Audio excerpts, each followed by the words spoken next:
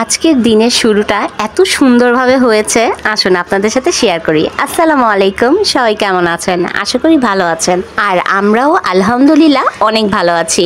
আজকে সকাল সকাল চলে এসেছি জগন্নাথ বিশ্ববিদ্যালয়ে, কারণ আজকে ছিল মানজারের ভর্তি পরীক্ষা। তাই মানজারকে নিয়ে, আর শুধু মানজার না, সাথে আরো অনেককে নিয়ে আমরা চলে এসেছি মানজারের ভর্তি পরীক্ষা দেওয়ানোর জন্য।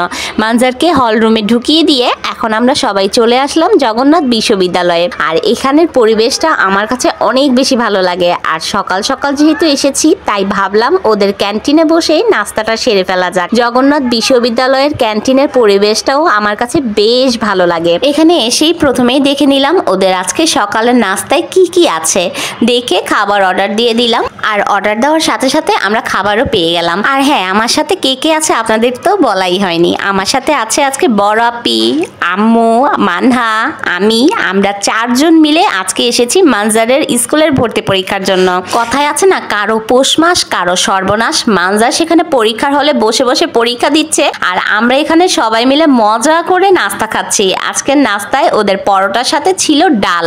যেহেতু ওদের কোনো ভাজি ছিল না, তাই এই ডালটা নিতেই আমরা বাধ্য হয়েছি। ভেবেছিলাম কেমন না কেমন টেস্ট হবে, কিন্তু বিশ্বাস করুন ডালটা খেতে এত বেশি মজা ছিল, পরোটাগুলো খেতে অনেক বেশি সফট ছিল। আমার কাছে তো ওদের খাবার খুবই ভালো লেগেছে, আর খুব মজা করে খাচ্ছিলাম। এখানে একদম মজাদার একটা ডাল আর সাথে গরম গরম পরোটা, পুরোই জমে ক্ষীর হয়ে গিয়েছে। সবচাইতে আমার কাছে যে জিনিসটা ভালো লেগেছে সেটা হলো ওদের খাবারের মান ও দাম, দুইটাই কিন্তু অনেক বেশি ভালো ছিল। যেহেতু এটা জগন্নাথ বিশ্ববিদ্যালয়ের ভিতরের ক্যান্টিন, তাই এখানে তো সব সময় সব স্টুডেন্টরাই খাওয়া দাওয়া করতে আসে। আর স্টুডেন্টদের কথা মাথায় রেখেই এখানের দামটাও রাখা হয়েছে সীমিত।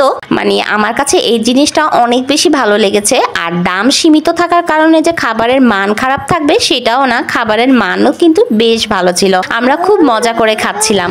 আমরা নাস্তাতে তিনজনে 6টা পরোটা আর সেই সাথে ডাল নিয়েছিলাম। এটাই ছিল আমাদের সকালের নাস্তা। অর্ডার করতে গিয়ে দেখলাম এখানে গরম গরম চিকেন বিরিয়ানিও ছিল, তাই টেস্ট করার জন্য আমরা 1 প্লেট চিকেন বিরিয়ানি নিলাম। কারণ আমরা প্রথমেই তো নাস্তা করে ফেলেছি, তাই এখন আবার খাওয়ার মতো পেটে একদমই জায়গা ছিল না। তাই ভাবলাম একটু 1 প্লেট নিয়ে তিনজনে একটু টেস্ট করা যাক।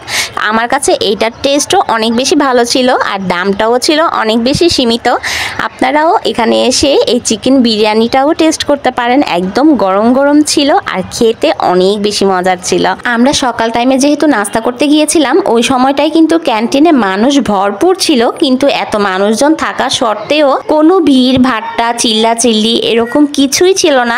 রিল্যাক্স ভাবে যে যার যার মতো চুপ করে খাচ্ছিল, কোনো গন্ডগোল হইচই কোনো কিছুই ছিল না। এই পরিবেশটাও কিন্তু আমার কাছে অনেক ভালো লাগছিল। নাস্তা শেষ করার পরেও শখ করে তো 1 প্লেট চিকেন বিরিয়ানি নিয়েছি, কিন্তু শেষ করতে আমরা কেউই পাচ্ছিলাম না, তাই ধাক্কাধাক্কি লেগে গিয়েছে।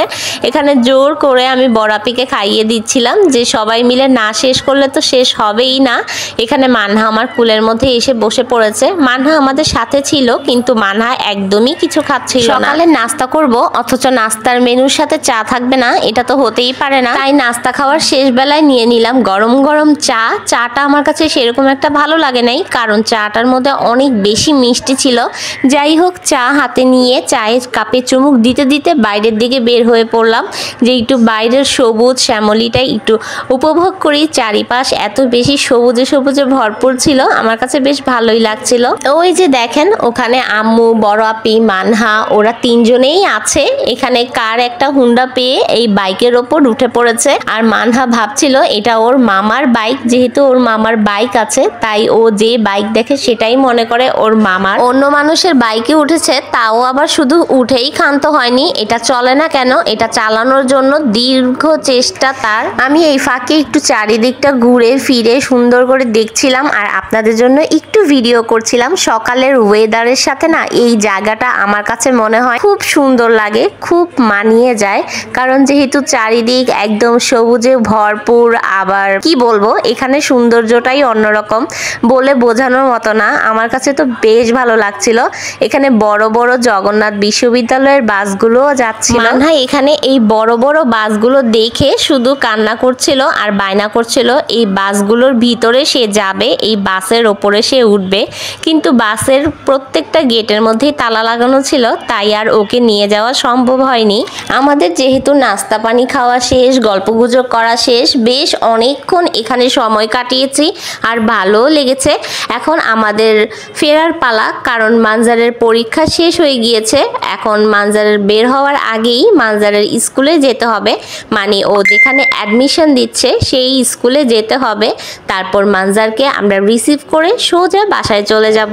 আজকে সকালে শুরুটা যে এত সুন্দর করে হবে সেটা আগে বুঝতেই পারিনি, কারণ ভাবিনি, হঠাৎ করেই সব কিছু প্ল্যান প্রোগ্রাম হয়েছে আর ভালোই লাগলো আজকের সময়টা সবার সাথে একসাথে কাটিয়ে। আর এখানে এখন দেখতেই পাচ্ছেন শীতের সকালের মিষ্টি মিষ্টি রোদ, যে রোদটা গায়ে লাগলে ভীষণ কিন্তু ভালো লাগে, সেরকমই একটি মিষ্টি রোদ উঠে গিয়েছে।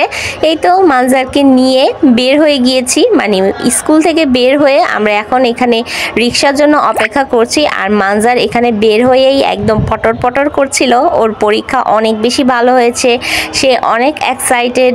যাই হোক, ওর আনন্দর মুহূর্তগুলো, আনন্দর কথাগুলো আমাদের সাথে শেয়ার করছিল।